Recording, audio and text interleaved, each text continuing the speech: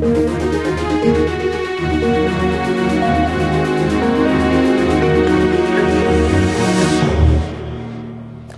guest this week on Straight Talk is John McFall MP, once a teacher, former minister in Northern Ireland, now chairman of the powerful House of Commons Select Committee on the Treasury.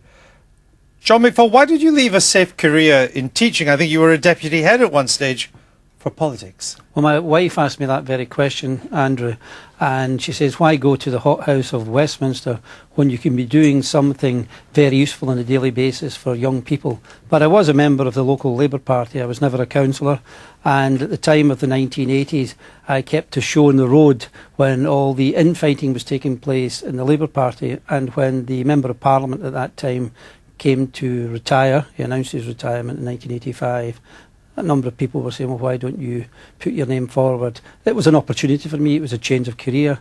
And despite the best advice of the most powerful person in my household, I went forward for the You defied foundation. the wife. I did.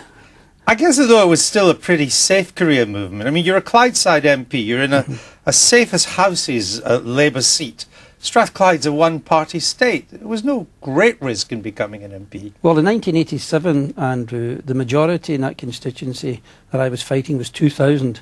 We were only just less than 3 percentage points ahead of the Conservatives. So it was very tight. And when you have a young family of 4 children and you're fighting a seat, it does impress on you that you really need to win. And I would like to think that I've kept that mentality since 1987. I've had an opposition mentality since then.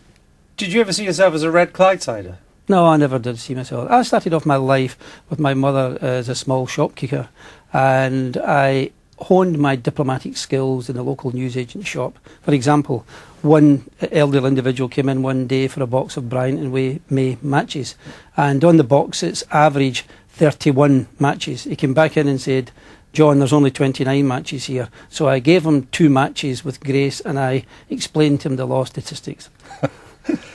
You've become well known in Westminster and on television and radio for being chairman of this select committee that I mentioned, the Treasury Committee. Do you regret, though, that your ministerial career didn't go further?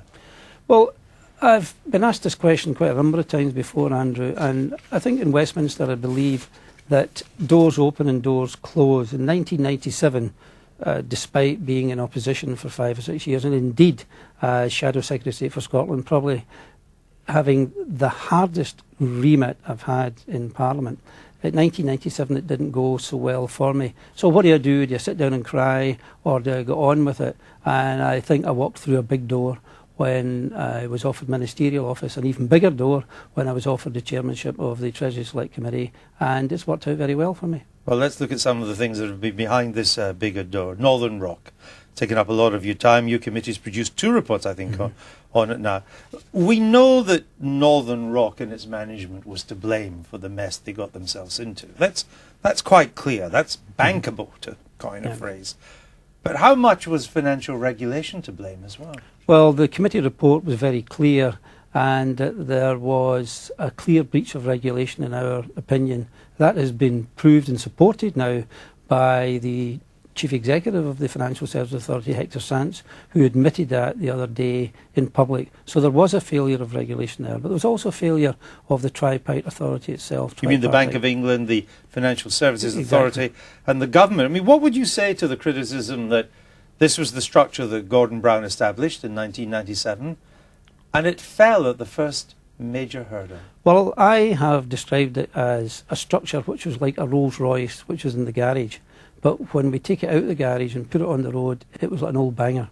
And it was clear that there was a lack of leadership in the tripartite authority. Every one of the tripartite authority, Governor of the Bank, Chairman, Chief Executive of the FSA, Chancellor, when they come along to our committee were asked, did you undertake your responsibilities? To which they said yes. So why are we in the huge mess? But the question that perplexed quite a number of them, including the Governor, was when I asked who was in charge. And the Governor asked me to define what I meant by that. So that clear leadership, lack of leadership was there, has to be repaired, Andrew. Your committee said something that many people agreed with, that Northern Rock had pursued a reckless business strategy. Given that that was the case, and few people would argue with that now, why was it not allowed just to go bust? It wasn't allowed to go bust because there is no mechanism for dealing with a failing bank in the United Kingdom. As part of this inquiry, I visited Washington and I visited the Federal Deposit Insurance Corporation, spoke to the Federal Reserve, the Securities Exchange Commission and other bodies. Now, there's regulatory overlap there, and we wouldn't want to replicate that here. But there is a mechanism in America known as a bridge bank authority, which the Federal Deposit Insurance Corporation enact and take over a bank. For example, the last big bank to go was 1987, Continental Illinois. That was done under the auspices of President Reagan. So this nationalisation has been taking place in America for quite a period of time. But what they do in that situation is that they keep the bank in this temporary public ownership. They put a private management in to run it, and the shareholders' interests are disregarded because of that. And Continental Illinois was actually put back into the private sector 4 years later, but we do not have that mechanism. Couldn't we just have put the bank into administration? That would have achieved all of that. Well, there would have been a fire sale, and quite a number of people... Isn't that liquidation? Oh, the Prime Minister seems to get this confused. When people say administration, he says, oh, that would be a fire sale. That's a liquidation. Well, administration is that you run the company and bit by bit dispose of its assets. Well, I can cite John Redwood, who said that that would be a fire sale. So there's quite a degree of interest in Parliament. Well, no, right? but the fact is there's quite a number of people in Parliament saying that, and at the end of the day there would be no viability to it. And every one member of our committee, Conservative, Liberal Democrat and Labour, said it was correct for the Chancellor to intervene with Northern Rock and ensure that it did not provide a systemic risk, because what would have happened, Andrew, would have been other people would have felt a lack of confidence in the system and they'd been queuing up outside other banks, and that wouldn't have done any good whatsoever. So it was correct in going in at that stage. But I tell you, it might also happen. There might be out there, even watching this programme, some other reckless bank managers with reckless business strategies. Why wouldn't they just continue? They know they'll be bailed out. They'll know they'll pay no personal price. As I understand it, the senior management of Northern Rock has paid no personal penalty. They're all going to go on to other things with enormous salaries and bonuses still pocketed. And you've sent a signal to every other bank, not you personally, but the government, to every other bank manager in the country.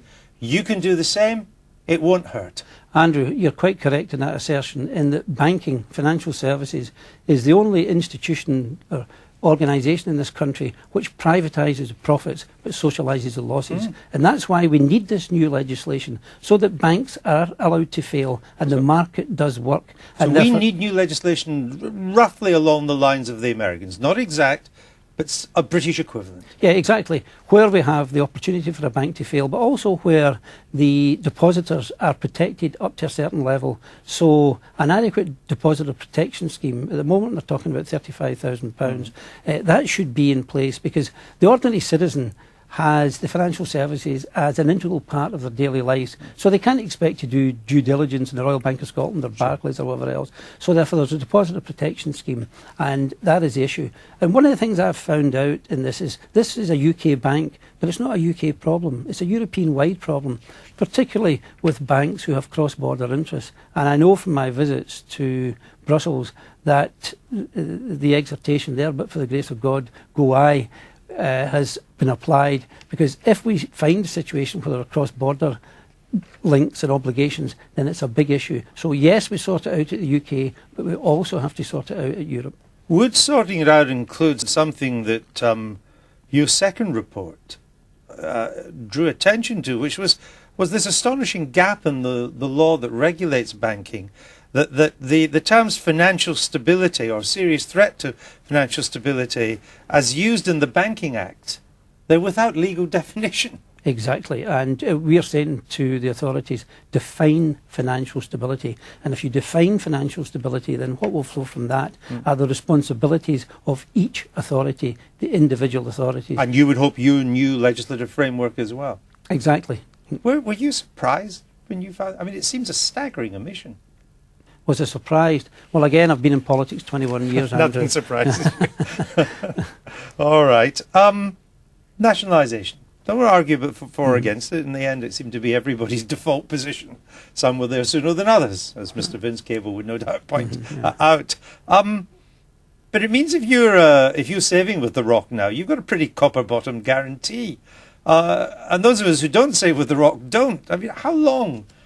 It's kind of unfair competition. How long should it be allowed to continue? Well, this week in Parliament, I have asked that very question of the Chancellor Exchequer, and I did say that there is a competitive issue here. I've had a number of chief executives in my office this week talking to me about the situation, and what they're talking about at the moment is the spread between the base rates and the LIBOR rate. Which is the rate the banks rent interbank to each other. Rate, yeah. And that's still quite a spread. That's putting a lot of pressure on banks. And they're saying, look, John, there is a pressure on our organisation as a result of that, yet Northern Rock is supported by the government, and the terms it's offering customers is even greater than the Post Office or National Savings and Insurance.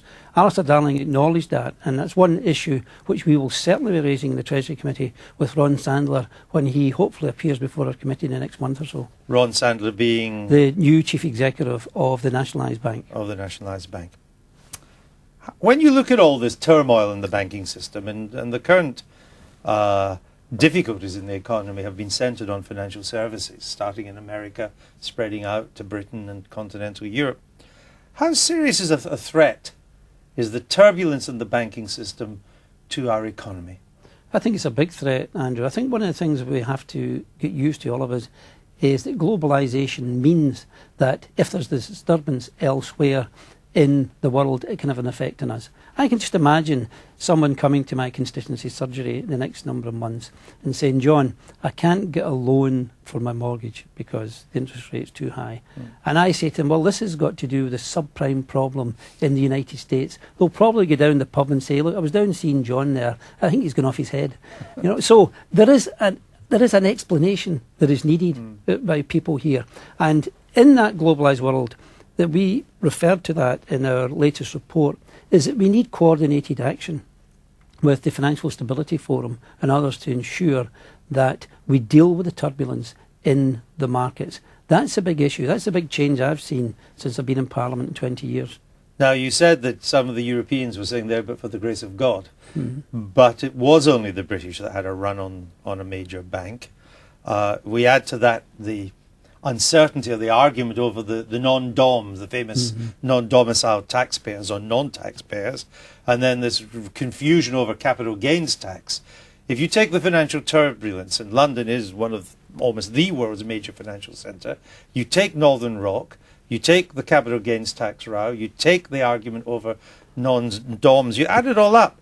Is there not a growing threat to London's reputation as an international financial centre? Well, on the first point, could I say that we had the Société Générale in Paris, which caused problems. We've got quite a number of German banks. But Paris isn't London. Yeah, no, but we've got quite a number of German banks that have been bailed out. And Frankfurt isn't London. But I debated this issue in the city this week, and I said, well, look, we had the pension mis-selling in the city. Did that stop the city prospering? We had the savings and loans crisis in the United States in the 80s, which cost the American taxpayer $500 billion.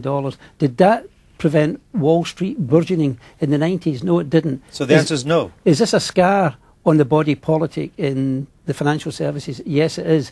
But if we have the correct public policy responses, as we have discussed earlier in the programme, then I think that we can overcome this. I want to come on to the budget, but let me ask you one more question before we do about Northern Rock.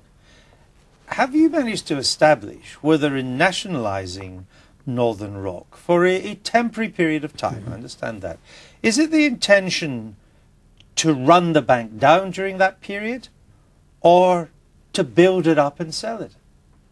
Andrew, that is a pregnant question, and it's one which the Chancellor hasn't answered in a cogent way yet. And it's certainly one that we will be asking Ron Sandler when he comes before the committee. So you, like me, you don't yet know the answer to that At this stage, the business strategy has not been explained yet, and I hope in the next 3 or 4 weeks we start to get an answer to that. Let's move on to the upcoming budget. It'll be Alistair Darling's first, or what would you say to people that say it'll be Gordon Brown's 12th, because he's pulling the strings? Well, I think Alistair Darling has found himself in a really difficult situation here, but is he acting in an independent way as a Chancellor? I think he is, but I think he has to be very cautious when he comes before Parliament with the budget next week. Does he have to do things that we had this amazing thing in that pre-election, or it didn't turn out to be pre-election, but in the election fever of the autumn, when we had the Tories coming out of the blue with an inheritance plan tax, and it seemed that the government copied it. Then there was this rush to do something about the non-DOMs, and we had these changes on capital gains tax, which have been changed in ways that I'm now beginning to forget. Does this budget have to start to clean some of that mess up? I think that there has to be a message here that stability is the key word, both in the economic stewardship to ensure our low inflation and low interest rates, but also in our policies. And I think that the government has been guilty of a bit of a knee-jerk reaction on a number of issues. Take, for example, the capital gains tax. That was as a response in large part to the private equity inquiry. To the fat cats, as the tabloids call them, exactly, in private equity. To the private equity. But it hit the plumber in Birmingham. To the private equity inquiry which we had. And I remember one of the national newspapers contacted me after the Chancellor had given an interview there and said, look, the Chancellor has said he's not going to have any knee-jerk reactions here. He's going to wait until the budget to give a response. And they asked for my response, and I said, he is spot on. And I think you should have waited to the budget, Andrew. because he should be using the pre-budget report to consult, as it is intended to consult. But what's been happening over the past few years is the pre-budget report has been used as a mini-budget, and that is wrong. Let's consult, and then when we get our consultation done, move on. And the big brouhaha over non-DOMs and capital gains has been largely about the lack of consultation. Are you worried that as the British economy faces what is almost certain to be a slowdown, we don't know if it's going to be a recession, maybe it won't be, but it's certainly going to slow down this year, that we have so little room to manoeuvre? We've not got much room to do a bit old-fashioned Keynesian pump priming, and the Bank of England is anxious not to cut rates too fast because it's worried about inflation. Our responses are limited. Yeah, I think they are. I think they're tight. And the last thing I would want to see in the budget next week would be a fiscal stimulus. Because I think what would happen is that Mervyn King and his colleagues in the MPC would put interest rates up as a result of that. Because Mervyn King was very clear in a speech he made in Bristol just recently that standards of living are going to fall. I think we've all got to be aware of that and see our way through the next 12 months of these turbulent times. So there's difficult times ahead then? Difficult times ahead, and I think the message should be, look, we're not taking no chances with the economy. Let's keep it stable. Let's not come up with exciting initiatives which we can't deliver. Given the position we're in now then, and you look at, we've had, under this government, 10 years of growth, and indeed there had been 5 years of growth under the outgoing... 62 successive quarters of growth. So it's been pretty good times by British post-war standards. Why then did we not take at least some of that massive wealth that was being generated and build a bit of a surplus so that when the bad times did come, we could have had some money to spend to ameliorate the bad times? I think it's easy to say that in retrospect. If you look at governments, even back to Mrs Thatcher's government, you'll see that none of them have followed on that. I think she never had 10 years of growth. No, but she had budget deficits, which are big budget deficits. So I think politicians do that. But I think we can get through this if we give the message. Sorry, I was just going to say, would it not have, I wanted to use a Gordon Brown, would it not have been prudent, even following the strictures of the Bible, 7 fat years, 7 lean years, to have built up some fat in the fat years? Ideally, it would be nice to have some of that fat. It's not there, Andrew, so let's deal with reality.